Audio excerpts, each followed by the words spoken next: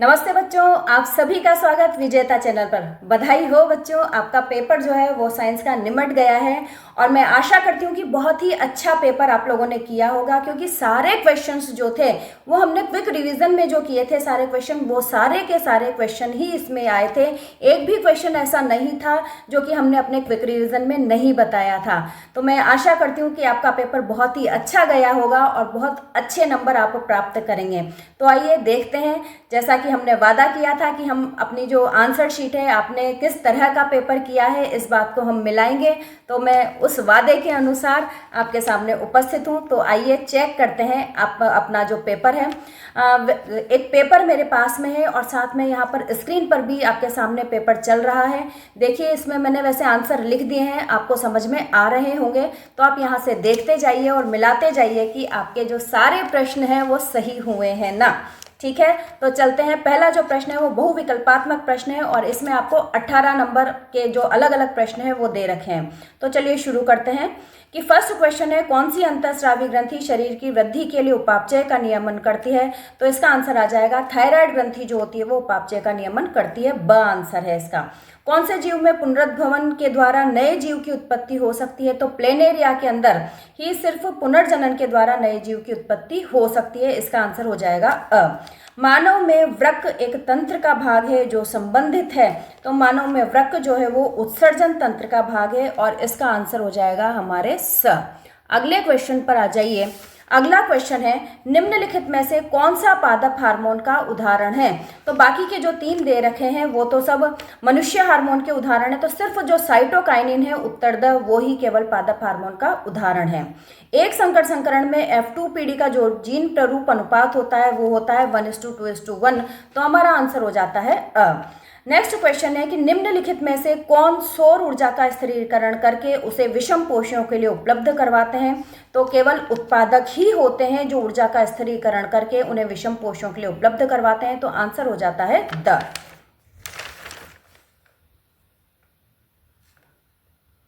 चलिए next question पर आ जाते हैं। सेवंथ क्वेश्चन, गोलीय दर्पण की वक्रता त्रिज्या r एवं फोकस दूरी f में संबंध है। तो r बराबर 2f, यही जो है वो संबंध है। तो आंसर हो जाता है स। नेक्स्ट क्वेश्चन, श्वेत प्रकाश पुंज प्रिज्म से गुजरने के पश्चात इसके अवयवी वर्णों में विक्षेपित हो जाता है। प्रकाश जो सबसे कम झुकता है, जिसका सबसे कम विचलन होता है, वो कौन सा है? तो लाल प्रकाश होता है जो सबसे कम झुकता है। तो आंसर हो जाता है अ। नेक्स्ट जो क्वेश्चन है, देखिए मैंने आपको कहा था कि 100% आएगा इस तरह का क्वेश्चन। ऊपर जो है वो 4 ओम दे रखा है और नीचे जो है वो आपके श्रेणी क्रम में 2-2 ओम के संयोजन जोड़ रखे हैं। इन दोनों को जोड़ करके यानी श्रेणी क्रम का प्रतिरोध हो जाता है 4 और ऊपर और नीचे अब 1/4 और 1/4 करके हल कर लेंगे हम। तो हमारा आंसर आ जाएगा 2 ओम और ब जो है वो हमारा आंसर हो जाएगा। नेक्स्ट क्वेश्चन पर आ जाइए। नेक्स्ट क्वेश्चन आ जाता है 10वां कि निम्नलिखित में से सबसे अच्छा विद्युत का चालक है। तो उत्तर आ जाता है चांदी। चांदी जो होता है वो सबसे अच्छा चालक माना जाता है, लेकिन महंगा होने के कारण हम इसका तार बनाने में उपयोग नहीं करते हैं। दक्षिण हस्त अंगुष्ठ नियम में अंगूठा संकेत करता है। तो अंगूठा जो होता है वो विद्युत धारा की ओर संकेत करता है। ये दक्षिण हस्त अंगुष्ठ का नियम था कि ये जो धारा की ओर संकेत कर रहा है, धारा के प्रवाह की दिशा को संकेत कर रहा है, तो ये मुड़ी हुई उंगलियां जो होंगी वो विद्युतीय चुंबकीय क्षेत्र को संकेत करेंगी। नेक्स्ट जो क्वेश्चन है, चित्र आपके दे रखा है कि चित्रानुसार चुंबकीय क्षेत्र के लंबवत रखे चालक में विद्युत धारा प्रवाहित हो रही है, चालक पर आरोपित बल की दिशा है। तो यह क्वेश्चन पूछा गया है फ्लेमिंग के वाम हस्त नियम से और इसका उत्तर हो जाता है कागज से बाहर की ओर आते हुए, यानी कि उत्तर स। ठीक है, नेक्स्ट क्वेश्चन पर आ जाइए आप। अगला क्वेश्चन आपसे पूछा है, जिंक और तनु सल्फ्यूरिक अम्ल के मध्य अभिक्रिया से उत्पन्न गैस है। हमने आपको बताया था कि कोई भी अम्ल और कोई भी धातु यदि क्रिया करते हैं तो हाइड्रोजन गैस जो होती है वो अवश्य रूप से बनती है। तो आंसर हो जाता है अ, हाइड्रोजन। एक उदासीन विलयन का पीएच मान होता है 7 होता है। अभिक्रिया आपको दे रखी है 2PbO + C 2Pb + CO2। अब इसमें आपको 4 जो कथन हैं वो दे रखे हैं और आपसे पूछा है कि कौन कौन से कथन सही हैं। तो देखिए जो थर्ड और फोर्थ है कि कार्बन उपचयित हो रहा है। देखिए कार्बन पहले अकेला था और अब उसने ऑक्सीजन से क्रिया कर ली है तो वो उपचयित हो गया है। इसी प्रकार से लेड ऑक्साइड अपचयित हो रहा है। लेड ऑक्साइड था पहले ऑक्सीजन से जुड़ा हुआ PbO और अब इसमें से ऑक्सीजन निकल जाता है तो क्या कहेंगे कि लेड ऑक्साइड जो है वो अपचयित हो रहा है। तो हमारा जो थर्ड और फोर्थ जो है वो दोनों कथन कथन सही हैं तो आंसर हो जाता है द, थर्ड और फोर्थ, ये दोनों सही हैं। अगला क्वेश्चन 16वें क्वेश्चन पर हम आ गए हैं। देखिए, फास्फोरस परमाणु के m कोश में उपस्थित इलेक्ट्रॉनों की संख्या है, तो m कोश में इलेक्ट्रॉन है 5, तो आंसर हो जाएगा हमारा ब। संतृप्त हाइड्रोकार्बन है तो C2H6 जो है एथेन, ये हमारे संतृप्त हाइड्रोकार्बन का उदाहरण है, तो आंसर हो गया इसमें स।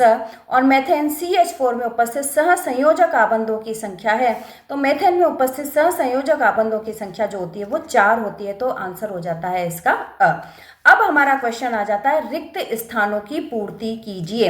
यहाँ यही के ऐसे ही आपने लिख दिया होगा और रिक्त स्थानों में हमने आंसर लिख दिया है।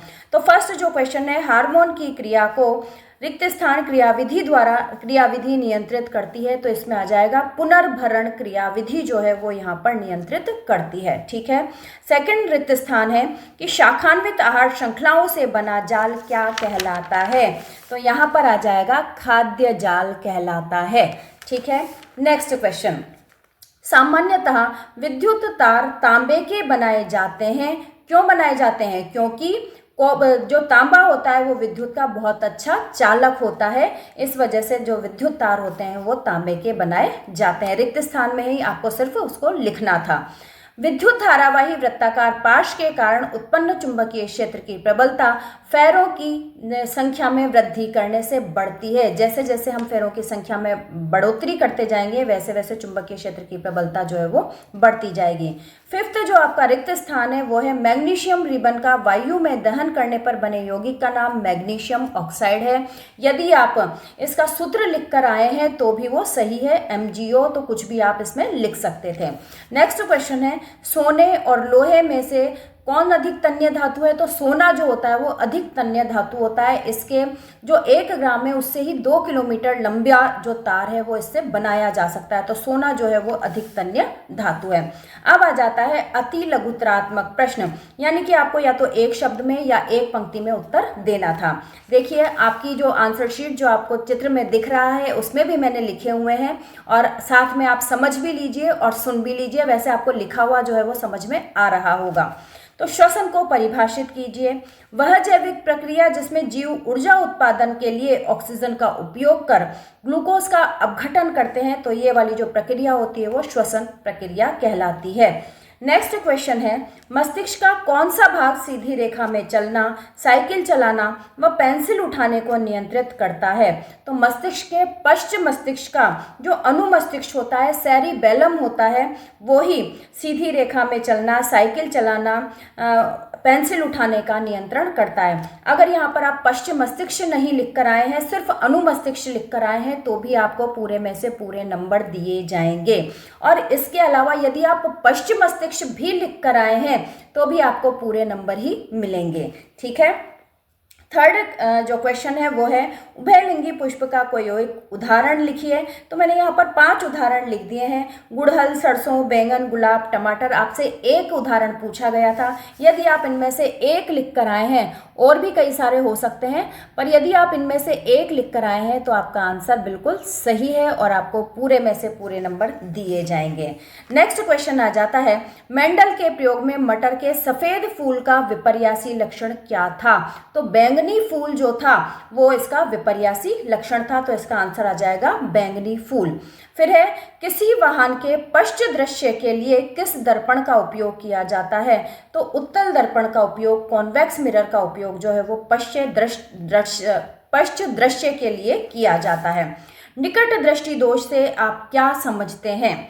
तो ऐसा दृष्टि दोष जिसमें निकट का तो हमें साफ दिखाई दे पर दूर का हमें साफ दिखाई न दे, ऐसा जो दृष्टि दोष होता है वो निकट दृष्टि दोष कहलाता है। ठीक है।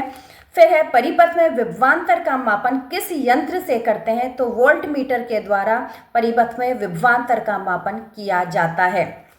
नेक्स्ट क्वेश्चन है, किसी विद्युत धारावाही परिनालिका के कारण उत्पन्न चुंबकीय क्षेत्र की क्षेत्र रेखाओं को दर्शाइए। क्योंकि यहाँ पर लिखा है दर्शाइए, इसलिए हमें यहाँ पर चित्र बनाना था।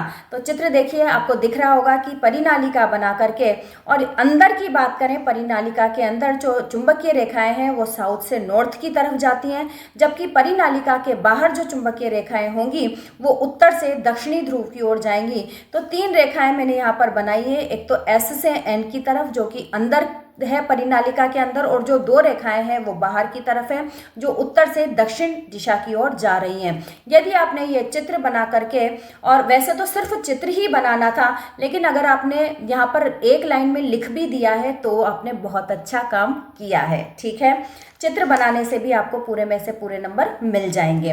नेक्स्ट क्वेश्चन है, CaO प्लस H2O एरो करके X दे रखा है और प्लस ऊष्मा दे रखी है, और कहा है कि उपरोक्त अभिक्रिया में X का रासायनिक नाम लिखिए। तो बच्चों देखिए, ये कैल्शियम ऑक्साइड की पानी के साथ क्रिया है, यानी बिना बुझे चूने की पानी के साथ क्रिया है। तो यहाँ पर जो हमें प्राप्त होता है वो बुझा हुआ चूना, और बुझे हुए चूने को हम कहते हैं कैल्शियम हाइड्रोक्साइड, और इसका सूत्र हो जाता है CaOH होल ट्वाइस। तो X का जो रासायनिक नाम होगा वो कैल्शियम हाइड्रोक्साइड होगा, और ये आप लिख आए होंगे, और समीकरण में भी आपने बना करके इस X का नाम पूरा लिख दिया होगा। नेक्स्ट क्वेश्चन है, बीकर को चित्रित कीजिए। देखिए बच्चों, कितना सीधा जो प्रश्न है वो आपसे यहाँ पर पूछा गया है कि बीकर को चित्रित कीजिए। तो बहुत सारी जो समीकरणें हैं, बहुत सारी अभिक्रियाएं हम बीकर में करवाते हैं। तो ये वाला जो चित्र देखिए वो सिंपल सा एक बीकर का चित्र जो है एक ग्लास की तरह से चित्र आपको बना देना था। तो बीकर का चित्र मैंने बना दिया है। अगला क्वेश्चन है, कार्बोक्सिलिक अम्ल में उपस्थित प्रकार्यात्मक समूह का सूत्र लिखिए। तो COOH जो है वो प्रकार्यात्मक समूह है। यहाँ मैंने इसे खोलकर भी लिखा है ब्रैकेट में। तो चाहे आपने COOH इकट्ठे लिखा हो, चाहे आपने इस सूत्र के रूप में फैलाकर लिखा हो, दोनों ही किसी भी रूप में लिखा हो, दोनों ही आंसर आपके सही माने जाएंगे। नेक्स्ट क्वेश्चन आ जाता है, अम्ल के जलीय विलयन को विद्युत परिपथ में लगाने पर परिपथ में लगा बल्ब जलने लगता है। इस प्रश्न का विश्लेषण करके एक विद्यार्थी ने अम्ल के जलीय विलयन के कौन से गुण को सिद्ध किया है, लिखिए। तो भाई, अम्ल जलीय विलयन में आयनित हो जाते हैं, H+ आयनों में विभाजित हो जाते हैं, और ये H+ जो आयन होते हैं वो विद्युत के प्रवाह को सुनिश्चित करते हैं। तो उस विद्यार्थी ने क्या निकाला, क्या सिद्ध किया कि जो अम्ल होते हैं उनका जलीय विलयन आयनित होता है और वो धारा का प्रवाह करते हैं। तो इस तरह से इस बच्चे ने ये रिजल्ट निकाला है। आपका जो खंड अ था वो समाप्त हो गया है। अब खंड ब सेक्शन बी जो है वो शुरू होता है, और यहाँ से आपके 2 नंबर के प्रश्न जो हैं वो शुरू होते हैं। फर्स्ट प्रश्न है कि वायवीय तथा अवायवीय श्वसन में अंतर लिखिए। 4 अंतर यहाँ पर मैंने आपके सामने लिखे हैं। अगर आप इस तरह से एक लाइन बना करके लिख कर आए हैं तो बहुत अच्छी बात है, और अगर आपने लाइन नहीं बनाई और ऐसे ही भी आपने 2 अंतर लिख दिए हैं तो भी बहुत अच्छी बात है। 2 अंतर लिखने पर आपको पूरे में से पूरे नंबर मिल जाएंगे। तो वायवीय और अवायवीय श्वसन, तो वायवीय श्वसन जो होता है वो ऑक्सीजन की उपस्थिति में होता है, और अवायवीय जो श्वसन है वो ऑक्सीजन की अनुपस्थिति में होता है।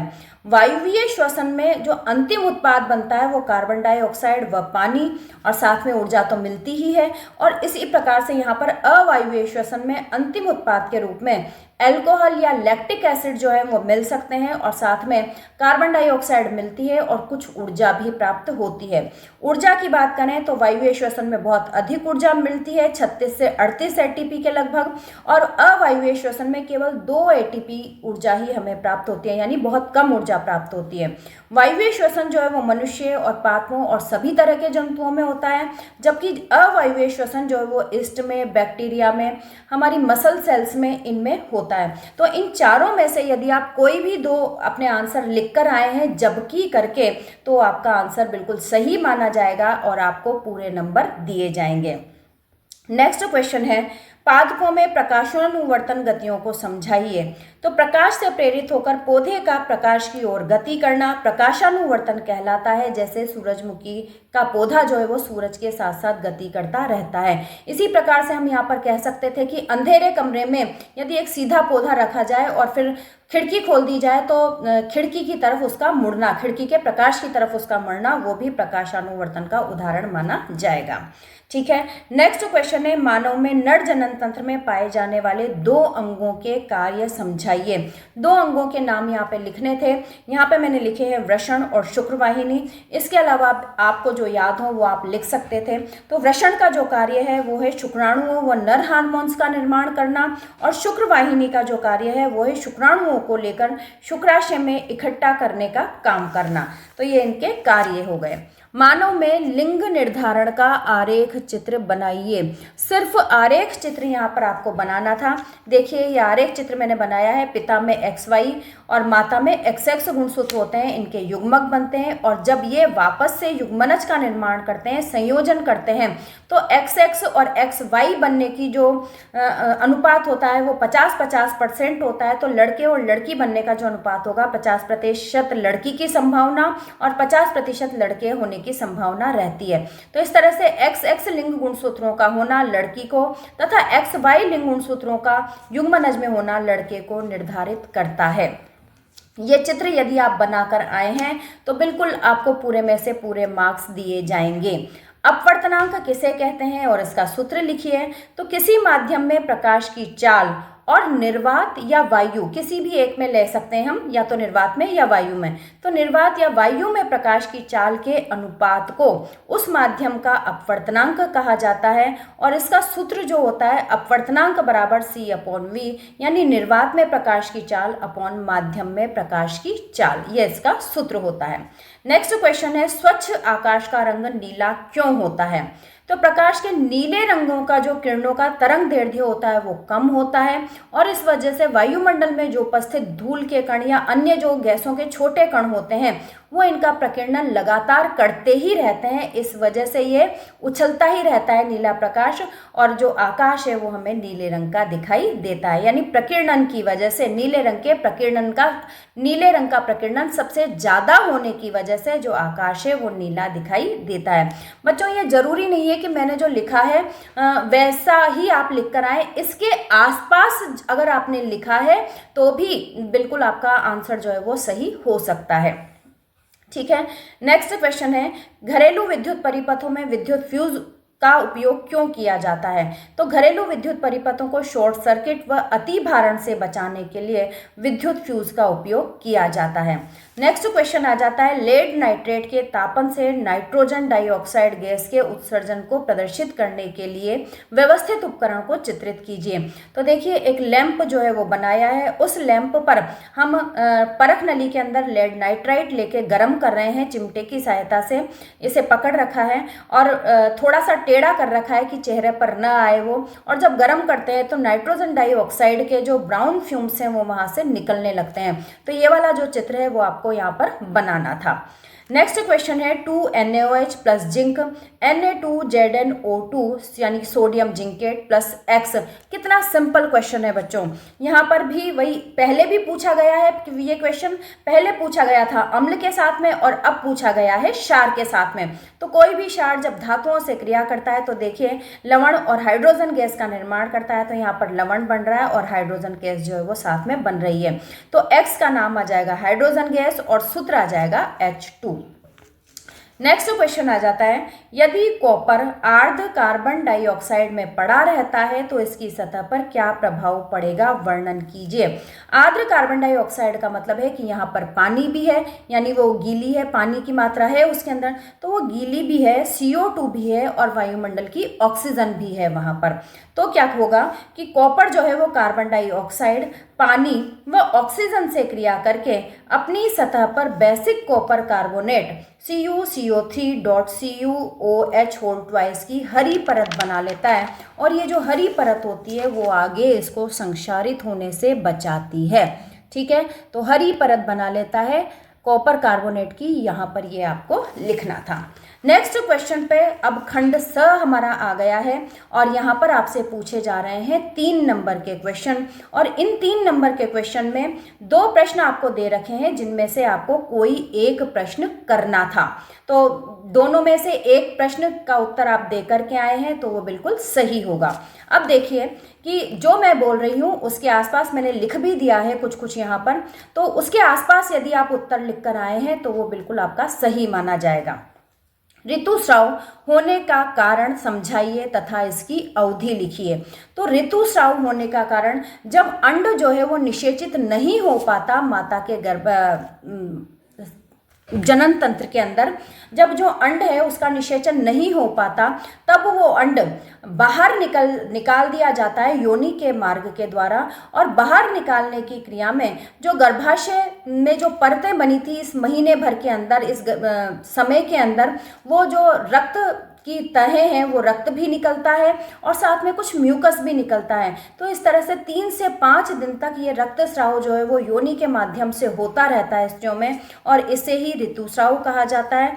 यानी ऋतुस्राव होने का कारण क्या है कि अनिषेचित अंड को शरीर से बाहर निकालना, इसी वजह से ऋतुस्राव होता है। और इसकी अवधि जो मानी जाती है 2 ऋतुस्राव के मध्य की अवधि जो होती है वो 28 दिन की मानी जाती है। ठीक है, नेक्स्ट क्वेश्चन है गर्भ निरोधक युक्तियां अपनाने के कारणों को समझाइए तथा कोई एक गर्भ निरोधक युक्ति का नाम लिखिए।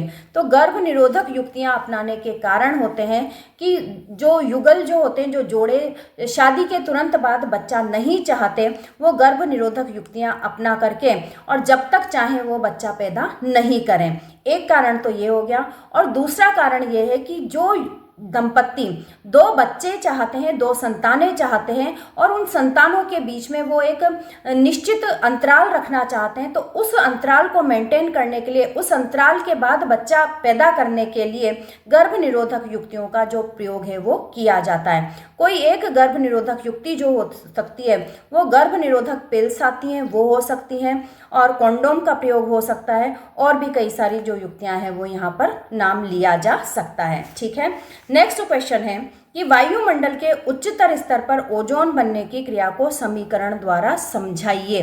तो इसमें ओजोन बनने की क्रिया में 2 समीकरणें होती हैं कि पहला तो ये कि ऑक्सीजन अणु जो है वो अपने परमाणु में टूटता है, तो O2 पराबैंगनी किरणों की उपस्थिति में ये 2 ऑक्सीजन में या फिर एक साथ लिख दिया है या फिर O+O करके भी लिख सकते हैं, इस तरह से टूट जाता है। और सेकंड वाली अभिक्रिया में क्या होता है कि ऑक्सीजन परमाणु जो है वो ऑक्सीजन अणु से जुड़कर O3 ओजोन का निर्माण करता है, यानी O+O2 और O3 ओजोन का निर्माण हो जाता है। तो ये उच्चतम स्तर पर ओजोन बनने की जो समीकरण है वो थी।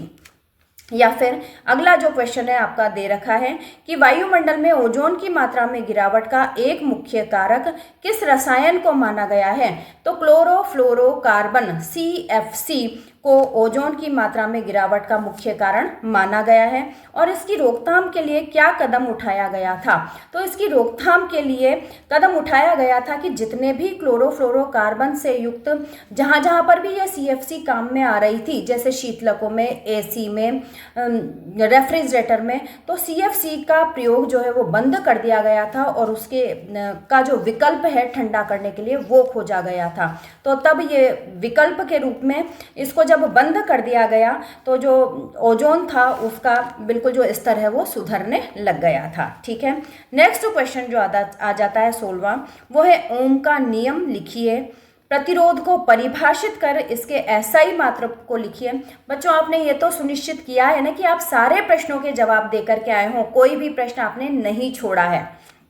तो ओम का नियम क्या है कि किसी परिपथ में धातु के तार के 2 सिरों के बीच विभवांतर उसमें प्रवाहित होने वाली विद्युत धारा के समानुपाती होता है, परंतु जो तार का ताप है वो यहाँ पर समान होना चाहिए। V is proportional to I। इसको आप सिंपली यूं भी लिख सकते थे कि किसी परिपथ में विभवांतर जो है वो धारा के अनुक्रमानुपाती होता है। एक लाइन में भी इसे लिखा जा सकता था, V is proportional to I। अब वो कह रहे हैं कि प्रतिरोध को परिभाषित कीजिए। तो किसी चालक का वह गुण जिसमें वह अपने में प्रवाहित होने वाली विद्युत धारा का प्रवाह का विरोध करता है, प्रतिरोध कहलाता है। इसका जो एसआई मात्रक है वो m है, और ये यहाँ पर मैंने निशान भी बनाया है, साइन भी बनाया है कि इसके द्वारा इसको प्रकट किया जाता है। और नेक्स्ट इन्होंने पूछा है, 3 क्वेश्चन यहाँ पर पूछे गए थे। नेक्स्ट पूछा है कि नाइक्रोम तार के लिए विभवांतर एवं धारा के मध्य ग्राफ खींचिए। तो देखिए, एक तरफ विभवांतर लिख दिया है, एक तरफ धारा लिख दिया है, और इन दोनों के बीच में हमने V is proportional to I था, ये हमें पता है। तो एक सीधी रेखा खींच दी जाएगी तो विभवांतर और धारा के मध्य ग्राफ खिंच जाएगा। ठीक है, नेक्स्ट क्वेश्चन पर आते हैं। विद्युत धारा का तापीय प्रभाव क्या है? तो जब किसी चालक में विद्युत धारा प्रवाहित की जाती है तो कुछ भाग ऊष्मा के रूप में परिवर्तित हो जाता है, इसे ही विद्युत धारा का तापीय प्रभाव कहते हैं। ठीक है, और दूसरा इन्होंने कहा है कि किसी प्रतिरोधक में उत्पन्न होने वाली ऊष्मा किन कारकों पर निर्भर करती है? तो हमने जूल के तापन का नियम पढ़ा था, H बराबर I²RT।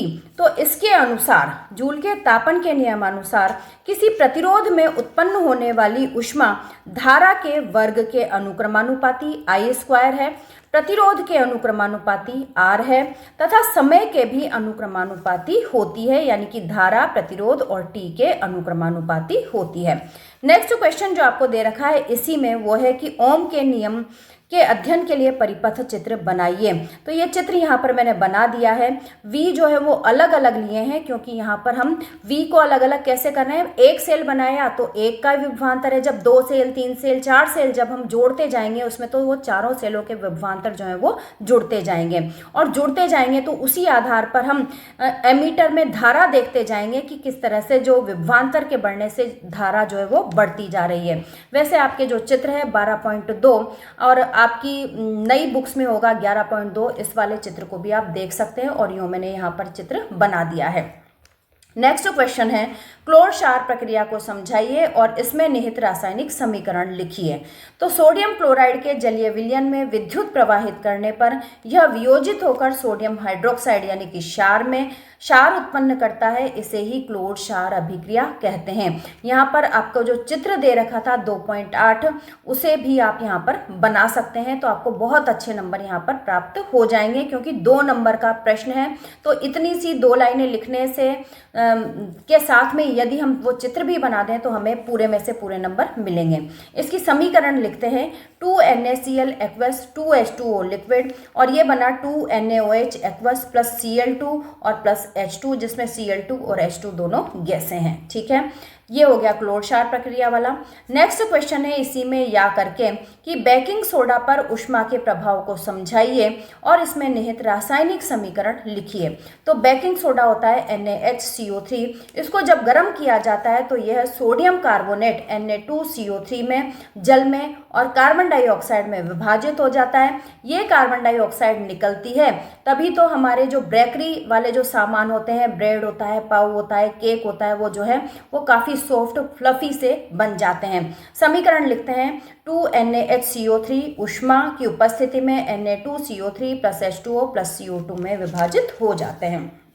अब आ जाता है बच्चों हमारा खंड द सेक्शन डी, और इसमें आपसे पूछे गए हैं निबंधात्मक प्रश्न। देखिए, फर्स्ट प्रश्न है, अमीबा में पोषण की विधि को समझाइए।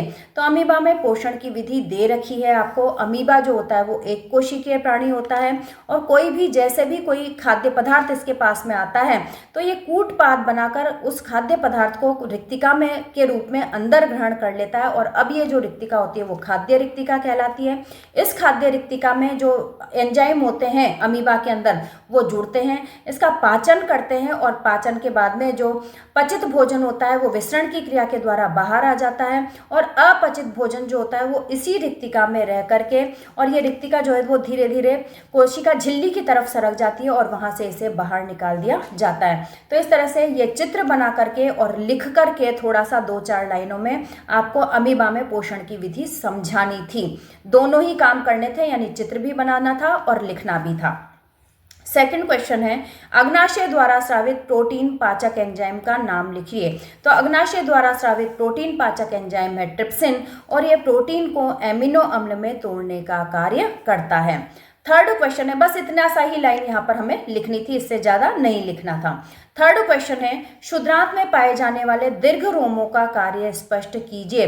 तो क्षुद्रांत में पाए जाने वाले जो दीर्घ रोम होते हैं वो अवशोषण के क्षेत्र को बढ़ा देते हैं, और पचित भोजन जो है हमारा, वो पचित भोजन जो है वो ज़्यादा से ज़्यादा एरिया में अवशोषित होता है।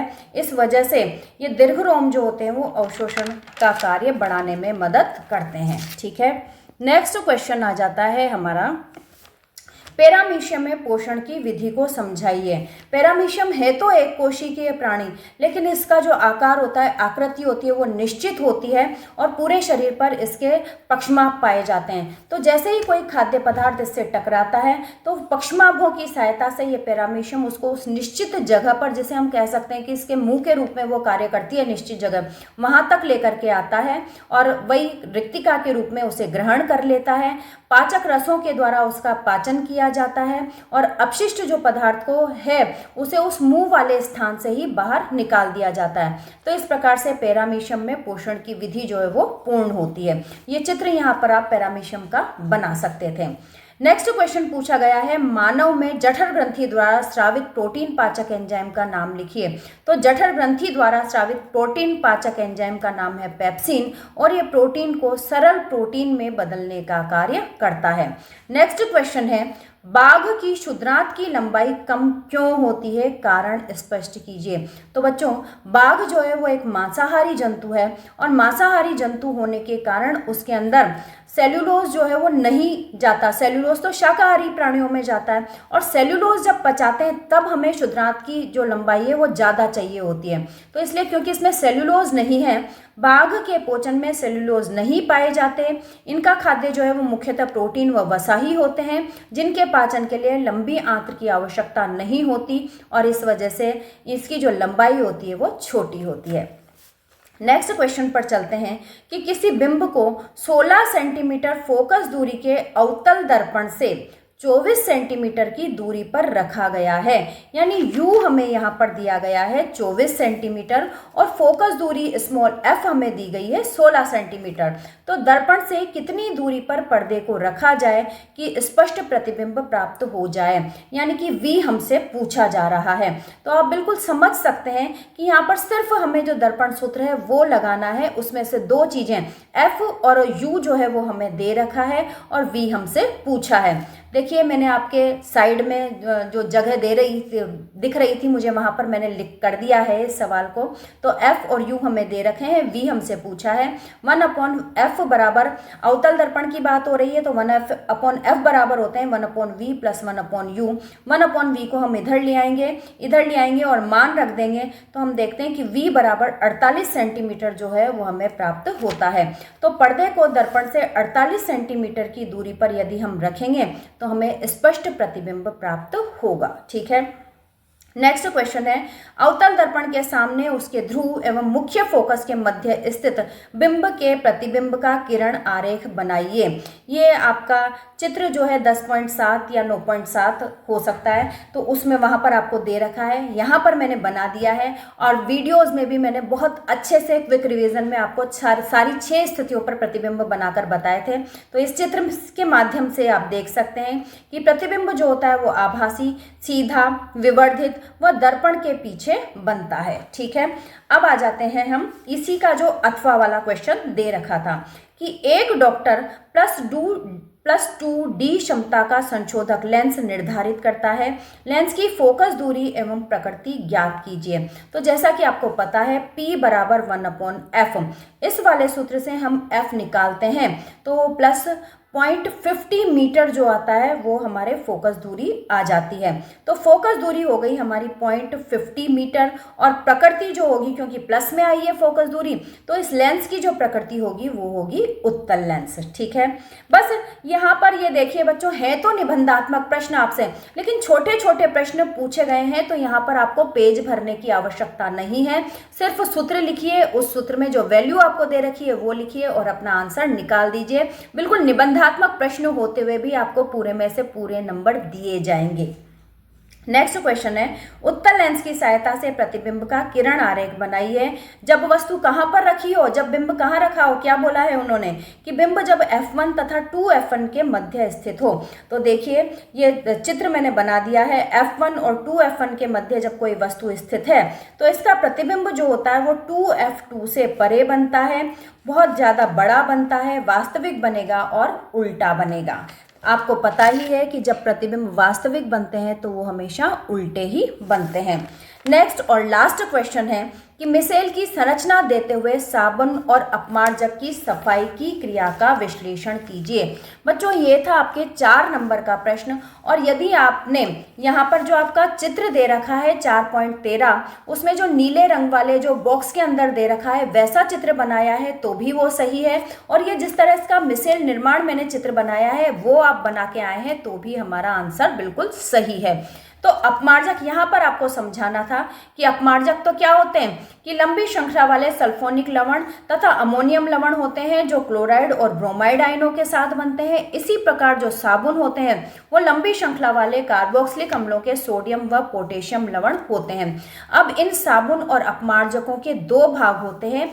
एक भाग जो सिर वाला भाग होता है वो तो कार्बनिक श्रृंखला वाला भाग कहलाता है, और ये कार्बनिक विलायकों में विलयशील होता है। तो तेल जो है वो कार्बनिक विलायक है तो उसमें वो वाला भाग विलयशील है, और जो आयनिक भाग होता है वो जल में घुलनशील होता है। तो इस तरह से ये व्यवस्थित होते हैं कि इनका जो कार्बोक्सिलिक श्रृंखला वाला जो भाग होता है वो उस तेल या गंदगी को खींचने का कार्य करता है, और आयनिक भाग रहते हैं जो बाहर की तरफ रहते हैं। तो जब ये जो तेल और गंदगी जो होती है वो कार्बनिक श्रृंखला वाले समूह द्वारा घोल ली जाती है, तब वो जो आयनिक वाला भाग होता है वो उसे अपनी तरफ खींच लेता है, और जब हम कपड़े को निचोड़ते हैं सारा सर्फ और अपमार्जक उसमें से बाहर निकल जाता है तो ये सारी की सारी जो गंदगी है वो भी बाहर निकल जाती है, और पानी से फिर धोने पर ये संपूर्ण जो गंदगी है, सारे जो सर्फ जो सब साबुन और अपमार्जक सब जो हैं वो उस गंदगी को लेकर बाहर निकल चुके होते हैं, और हमारे कपड़े जो होते हैं वो बिल्कुल साफ हो जाते हैं। इसी को मैंने यहाँ पर लिख दिया है।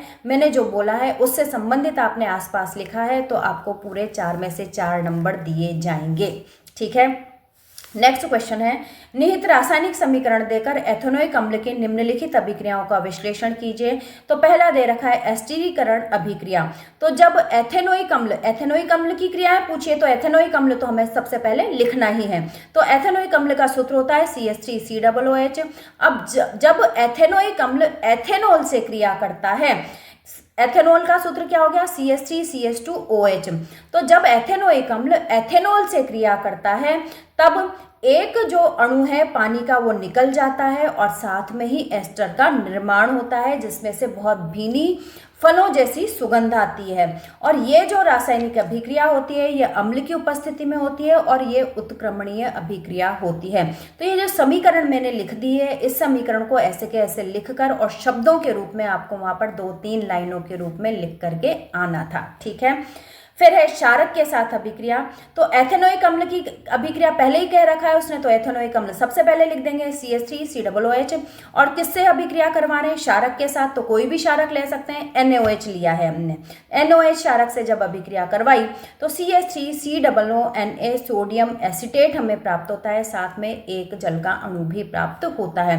तो इस अभिक्रिया को इसी तरह से लिखकर और शब्दों के रूप में 2-3 लाइनों के रूप में लिखकर सिर्फ इतना सा आपको लिखना था, और जिसमें आपके पूरे में से पूरे 4 नंबर जो है वो आपको प्राप्त हो जाते हैं। तो इस प्रकार से बच्चों आपका जो ये पेपर आया था आज का वो बहुत ही सीधा पेपर था, सब कुछ पढ़ाया हुआ था, एक भी क्वेश्चन यहाँ ऐसा नहीं था जो आपको नहीं समझाया गया। और क्विक रिवीजन में तो बिल्कुल स्पष्ट रूप से मैंने ये क्वेश्चन आ सकता है इस ढंग से पूरे क्वेश्चंस को समझाया था।